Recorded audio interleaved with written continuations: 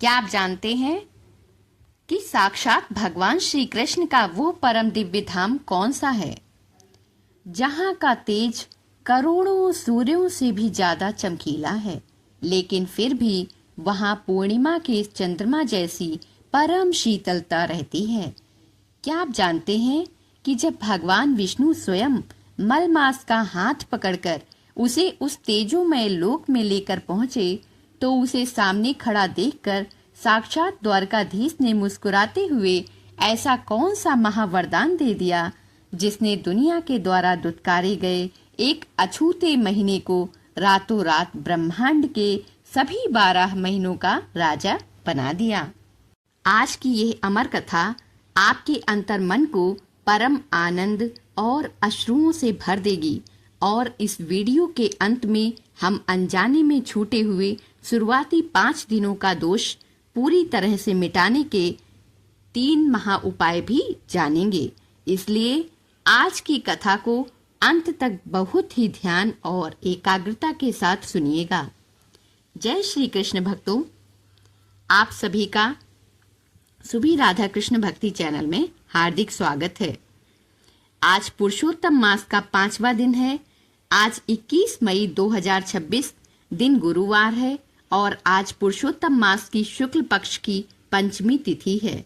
गुरुवार का दिन वैसे भी साक्षात भगवान श्री हरि विष्णु और गुरु बृहस्पति को समर्पित होता है, इसलिए आज की कथा और आज के उपाय आपके जीवन के भाग्य को उदय कर सकते हैं।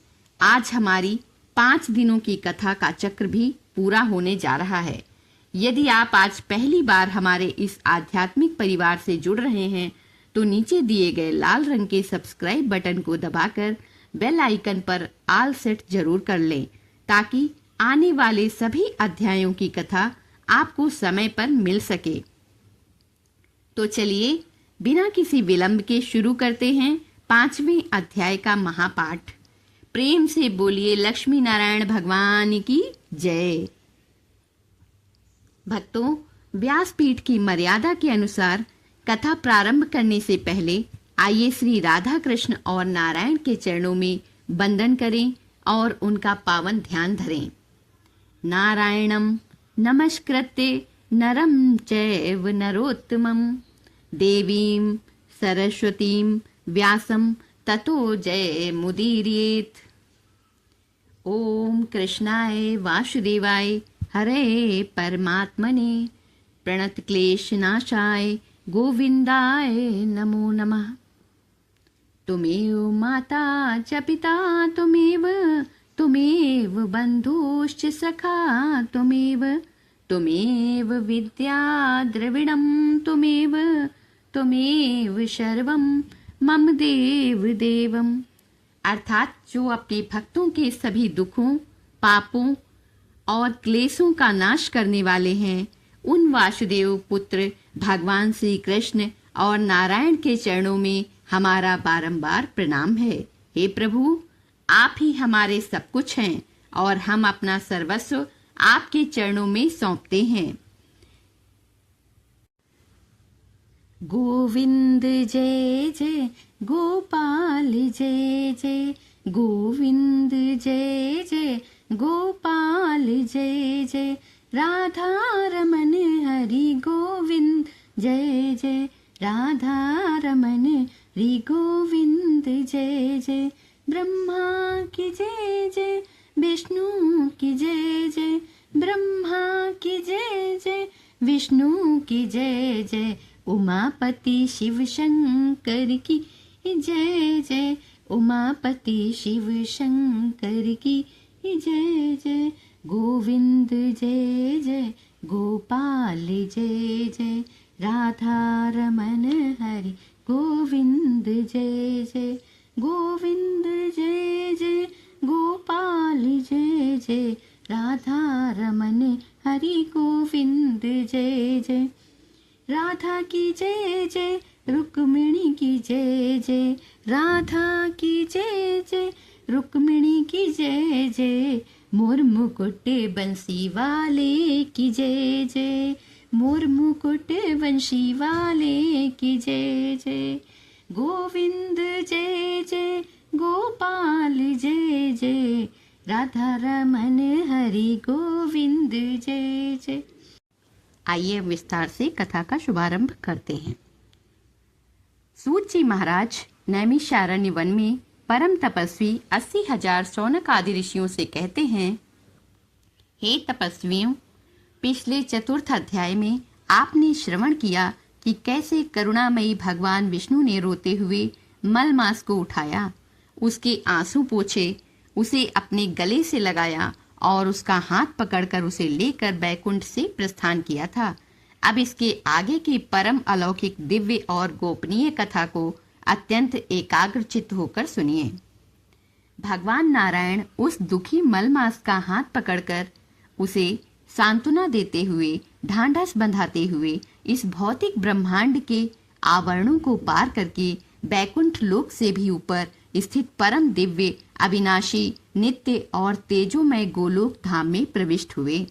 गोलोक धाम का सौंदर्य इतना अलौकिक और जादुई था कि उसकी तुलना इस संसार के किसी भी वैभव से नहीं की जा सकती। वहां करोड़ों करोड़ों सूर्यों और चंद्रमाओं के समान अलौकिक प्रकाश चारों ओर फैल रहा था, लेकिन भक्तों, उस दिव्य प्रकाश में सूर्य जैसी कोई तपन, कोई जलन या कोई गर्मी नहीं थी, बल्कि शरद पूर्णिमा के चंद्रमा जैसी अद्भुत शीतल और मन को असीम शांति देने वाली रोशनी थी। वहां चारों ओर दिव्य कल्प वृक्ष लगे हुए थे, जिनकी डालियां स्वर्ण की थीं और जिन पर मणि, उन वृक्षों के नीचे साक्षात कामधेनु गायें आनंद से विचरण कर रही थीं। वहां की पवित्र यमुना नदी का जल एकदम मणियों जैसा निर्मल था और हवा में चारों ओर पारिजात और चंदन के फूलों की अलौकिक सुगंध महक रही थी। सूत जी कहते हैं, हे ऋषियों, नारायण जब मलमास को लेकर गोलोक के मुख्य दरबार के भीतर पहुंचे तो वहां का वैभव देखकर मलमास की आंखें फटी की फटी रह गईं। उसने देखा कि वहां के भव्य दिव्य रत्न जड़ित और सूर्य के समान जगमगाते हुए सिंहासन पर साक्षात सच्चिदानंद स्वरूप द्विभुजधारी यानी 2 भुजाओं वाले, अपने कोमल हाथों में मोर पंख से सजी हुई रत्न जड़ित बांसुरी लिए, नवीन जल से भरे मेघ के समान अत्यंत सुंदर श्याम वर्ण वाले भगवान श्री कृष्ण जी विराजमान थे। उनके मुखमंडल पर मंद मंद मुस्कान खेल रही थी और उनके नेत्र कमल की पंखुड़ियों जैसे विशाल और सुंदर थे। भगवान श्री कृष्ण के वाम भाग यानी बाईं ओर साक्षात आद्या शक्ति माता राधिका जी अत्यंत दिव्य वस्त्रों और आभूषणों से सजी हुई बैठी थीं। सिंहासन के चारों ओर अनगिनत गोपियां और गोपांगनाएं सोने के चंबर डुलाते हुए प्रभु की सेवा में लीन थीं और पूरे गोलोक में गंधर्व मधुर संगीत गा रहे थे और चारों तरफ वेदों का पावन गान गूंज रहा था। भगवान विष्णु को अपने धाम में अचानक किस प्रकार आया देख साक्षात गोलोक बिहारी श्री कृष्ण अत्यंत प्रसन्न हुए। वे तुरंत अपने दिव्य सिंहासन से उठ खड़े हुए और आगे बढ़कर नारायण को हृदय से लगाया और उनका बहुत आदर पूर्वक स्वागत किया। ब्रह्मांड की इन 2 सर्वोच्च और महाशक्तियों का ये पावन मिलन देखकर पूरे गोलोक धाम के निवासियों ने उन पर आकाश से दिव्य फूलों की वर्षा की। जब दोनों भगवान आदर पूर्वक बैठ गए और कुशल क्षेम पूछ ली गई, तब भगवान नारायण ने अत्यंत विनम्रता पूर्वक अपने दोनों हाथ जोड़कर उस मलमास को श्री कृष्ण के सामने लाकर खड़ा कर दिया। मलमास गोलोक के इस अलौकिक तेज और भगवान श्री कृष्ण के भव्य रूप को देखकर अब भी संकोच, लज्जा और भय के मारे थर थर कांप रहा था। वो डर के मारे अपना सिर झुकाए आंसू बहा रहा था। तब भगवान नारायण ने श्री कृष्ण से बड़े ही करुण और दयालु स्वर में कहा, हे प्रभु, हे गोलोक बिहारी, हे दीन दयाल, हे सर्वेश्वर, ये जो मेरे पास खड़ा है ये मलमास है। ये जीव अत्यंत दया और करुणा का पात्र है। इस स्वार्थी संसार ने, पृथ्वी के मनुष्यों ने, ऋषियों ने और यहाँ तक कि स्वर्ग के देवताओं ने भी इसे मल यानी अपवित्र, गंदा और निंदित कहकर पूरी तरह से बेसहारा छोड़ दिया है। इस पूरे ब्रह्मांड में इसका कोई रखवाला नहीं है, इसका कोई स्वामी नहीं है प्रभु, इसलिए यह पूरी सृष्टि में अनाथ होकर भटक रहा है। समाज पग पग पर इसका तिरस्कार करता है, इसका उपहास उड़ाता है और इसकी निंदा करता है। ये बेचारे अपने इस घोर अपमान से तंग आकर आपके और मेरे चरणों में अपने प्राण त्यागने आया था, लेकिन हे प्रभु, मैं इसकी करुण पुकार सुनकर इसे सांत्वना देकर आपके पास ले आया हूँ। कृपा करके इस अनाथ पर अपनी करुणामयी दृष्टि डालिए और इसके इस अभागे जीवन को सार्थक कीजिए। सूत जी ऋषियों से कहते हैं कि भगवान नारायण की यह परोपकार सुंदर और करुणा भरी बात सुनकर साक्षात पूर्ण ब्रह्म भगवान श्री कृष्ण के सुंदर होठों पर एक अलौकिक दिव्य मुस्कान तैर गई। उन्होंने मलमास को बड़े ही वात्सल्य, प्रेम और स्नेह भरी दृष्टि से देखा और उन्होंने मलमास को अभय दान देने का मन बनाया। इस प्रकार भक्तों, पुरुषोत्तम मास महात्म्य के अंतर्गत पहले दिन से लेकर 5वें दिन तक की जो हमारी संचित कथा का चक्र था, वो पहले अध्याय से 5वें अध्याय तक यहाँ आकर विश्राम लेता है। इसके आगे 6ठे अध्याय में हम श्रवण करेंगे कि साक्षात श्री कृष्ण ने मलमास को क्या अद्भुत वरदान दिया, उसे अपना स्वयं का नाम पुरुषोत्तम कैसे दिया और उसे सब महीनों का राजा कैसे बनाया। प्रेम से बोलिए सांवरिया सेठ की जय, पुरुषोत्तम भगवान की जय। मेरे प्यारे दर्शकों और मेरे प्रिय भक्तों, आइए शास्त्रों के अनुसार इस 5वें अध्याय के गहरे आध्यात्मिक मर्म को समझें। इस परम पावन प्रसंग से हमें ये शिक्षा मिलती है कि जीव अपनी खुद की शक्ति या अपने कर्मों के बल पर कभी भी ईश्वर के गोलोक धाम या मोक्ष को प्राप्त नहीं कर सकता। मलमास खुद अपनी मर्जी से गोलोक नहीं जा सकता, उसकी इतनी योग्यता या सामर्थ्य नहीं थी। लेकिन जब साक्षात भगवान नारायण ने उसकी करुणा को देखकर उसका हाथ पकड़ लिया, तो वह बिना किसी बाधा के सीधे श्री कृष्ण के मुख्य सिंहासन तक पहुंच गया। ठीक इसी प्रकार भक्तों, हमारे व्यवहारिक जीवन में भी जब हम अपने अहम को छोड़कर भगवान के चरणों में समर्पित हो जाते हैं या किसी सच्चे संत और गुरु की शरण में चले जाते हैं, तो हमारे पाप चाहे कितने भी बड़े क्यों ना हों, वे दयालु संत और गुरु हमारा हाथ पकड़कर हमें ईश्वर की करुणा के द्वार तक पहुंचा देते हैं। इसलिए जीवन में हमेशा सत्संग करते रहना चाहिए और भगवान पर अटूट विश्वास रखना चाहिए। भक्तों, चूंकि हमारे शुरुआती 5 दिन अनजाने में बिना कथा के निकल चुके थे, इसलिए आज इस 5वें अध्याय की कथा को पूरा सुनने के साथ साथ आपको अपने घर पर ये 3 विशेष महा उपाय अवश्य करने चाहिए, ताकि उन छूटे हुए दिनों का कोई भी दोष आपके परिवार पर ना लगे। 33 बत्तियों का महादीप दान कीजिए। पुरुषोत्तम मास में 33 संख्या का सबसे बड़ा महत्व माना गया है, क्योंकि इसमें 33 कोटि देवी देवताओं का वास होता है। आज शाम को कच्चे सूत या कलावा से 33 अलग अलग बत्तियां एक साथ मिलाकर एक बड़ा दीपक बनाएं। उसे गाय के शुद्ध घी से भरकर अपनी तुलसी माता के पास या घर के मुख्य द्वार पर प्रज्वलित करें। दीपक जलाते समय ओम पुराण पुरुषोत्तमाय नमः मंत्र का जाप करें।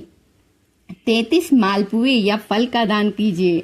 शास्त्रों के अनुसार आज के दिन अपनी सामर्थ्य के अनुसार कांसे के बर्तन में 33 मालपुए रखकर किसी सुयोग्य ब्राह्मण या जरूरतमंद को दान करने का विधान है।